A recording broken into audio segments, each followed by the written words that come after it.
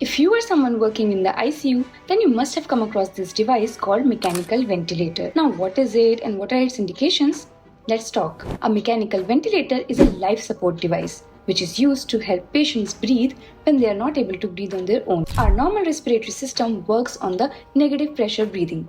Unlike that, a mechanical ventilator provides positive pressure breathing to the patient, and hence it comes with certain complications. The complications include ventilator-associated pneumonia, barotrauma, injury to the vocal cord, and respiratory muscle weakness.